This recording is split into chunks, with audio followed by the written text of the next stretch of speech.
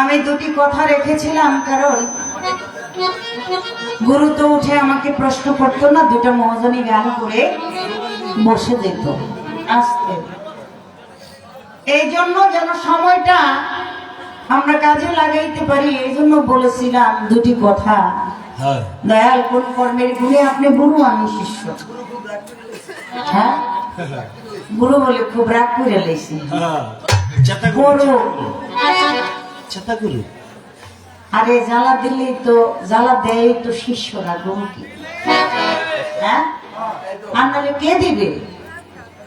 দিবে কি? দেওয়ার জন্যই তো আমরা। আর দয়াল হইল সবার জন্য। আমরা হইলাম যন্ত্রণা দিব, দয়াল হইল সইব। তাইলে হইতো উনি তো দয়াল, আর নাইলে কিসের দয়াল? আর নাইলে দয়াল না। অনেক সুন্দর সুন্দর করে জবাব করে চমৎকার দুটি গান করলেন। যার সাথে নাই প্রেম প্রীতি, তার পূজায় কি মন বসিবে জানো না রে ও ভ্রান্ত মন, কিসের গুরুর ভোজন হবে? আমি জানি না, বিজয়ী তো আপনার কাছে গেছি জানার জন্য, নাকি? আমি জানার জন্য আপনার কাছে গেছি। শুধু তাই না, এখানে যত ভক্তকুল আছে সমস্ত ভক্তরা, শিষ্যরা যায় গুরুর দরবারে জানার জন্য, বোঝার জন্য গুরুর দরবারে যায়। যেই কথা মার সাথে বলা যায় না, যেই কথা বাবার শোনে বলা যায় না, যেই কথা ঘরের পরিবারের শোনে বলা যায় না, যেই কথা স্বামীর শোনে, ভাই বোনের সাথে কার সাথে বলা যায় না, একমাত্র ওই দরদির কাছে গিয়ে বলা যায়। সেটা হলো যার যার দীনবন্ধু, যার যার পীর মুর্শিদ,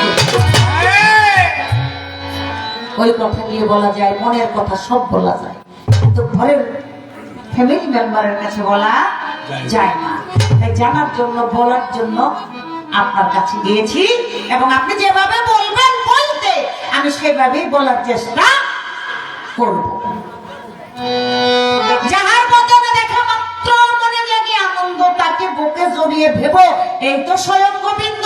দিয়ে তার প্রতি অঙ্গে প্রতি অঙ্গ করি ও গোবিন্দের সঙ্গ, উথলিবে প্রেম তরঙ্গ, পাপি দেব শুদ্ধ করি। সর্বনাশ।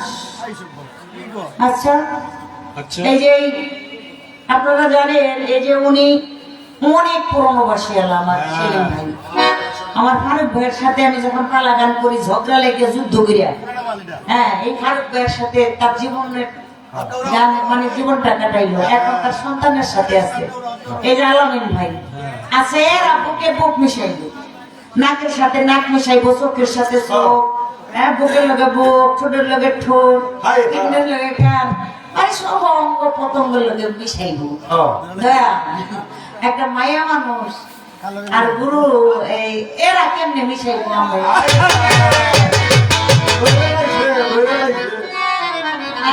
আপনারা বুঝছেন তো আমার কথাটা? কারণ বোঝার এখানে দরকার আছে। স্বামী গিয়া পরে ধইছে, বড়কে তোর মুড়ি দাও লাগবো না। স্বামী আমারও তো মন চাই মুড়ি দিতে, কই না তোর মুড়ি দেওয়া লাগবো না, তুই গিয়ে ওই বাতরান আর ওই খোলা পানের খেতা ডোলা এগুলো পরিষ্কার ধো, তোর মুড়ি দেওয়া লাগবো। বাবা, আমি মুড়ি ধইলাম না, আমার স্বামী মুড়ি ধইল, তাহলে অর্ধেক হইল পবিত্র আর অর্ধেক হইল অপবিত্র। অর্ধেক পাক হইল, আর অর্ধেক পাক পবিত্র হইল।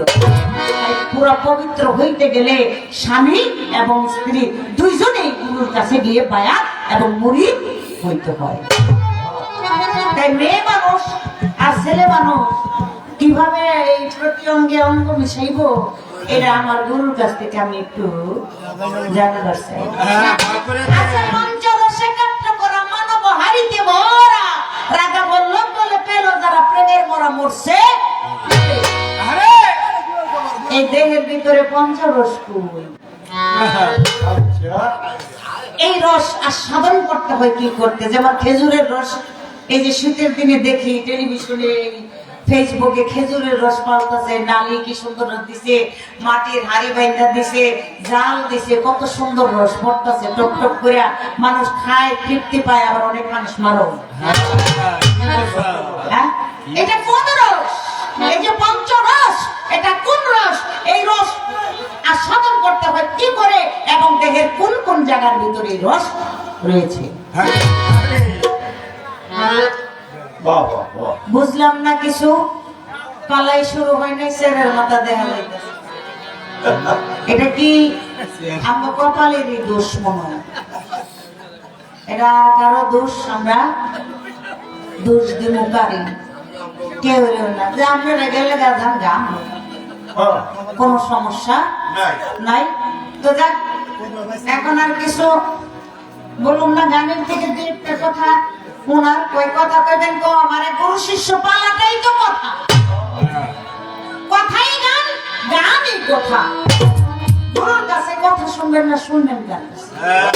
গুরুর বাণী হলো অমৃত বাণী, এই জন্য গুরুর কাছ থেকে কথা শুনতে হয়।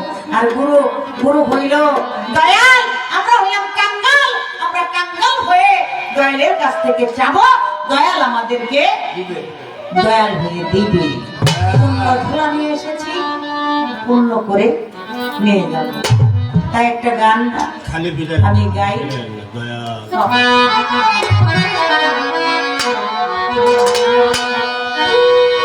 প্রশ্ন, আমারে টেস্ট পরীক্ষা করছে, 16 আনা দিলাম কিনা একটা, আর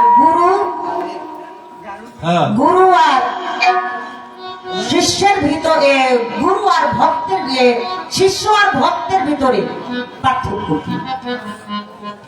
ভক্ত কি, শিষ্য কি? এখানে একটু পার্থক্য থাকে এবং আছে। আমি বলবো আগে একটা গান। ও গুরু ধরি তোমার পা,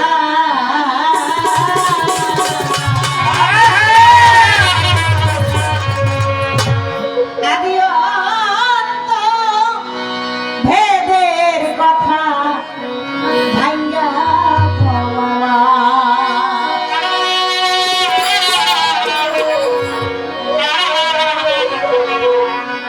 তুমি না বুঝাইলে কথা, তুমি না বুঝাইলে কথা, পাইব কোথায় গুরু ধরিত্র আদি অন্ত ভেদের কথা ভাঙ্গা গোয়া, গুরু ধরিত্র আদি অন্ত ভেদের কথা ভাঙ্গা গোয়া।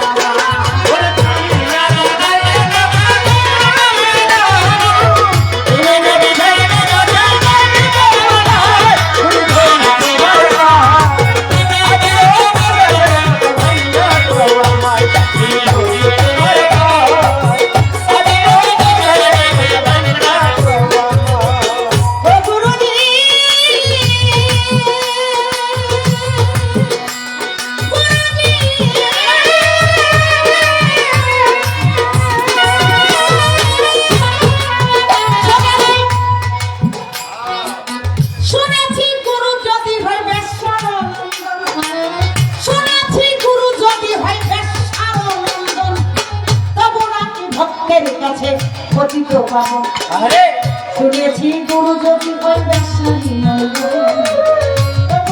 ভক্তের কাছে পতিত পাবন। আমার হাদিসের বয়ানে শুনি হলো মায়া, নবীর বংশের কাছে বিয়া হইতে হয় মায়া। হাদিসের বয়ানে শুনলাম হলো মায়া, নবীর বংশের কাছে বিয়া হইতে হয় মায়া। তোমার কোন বংশের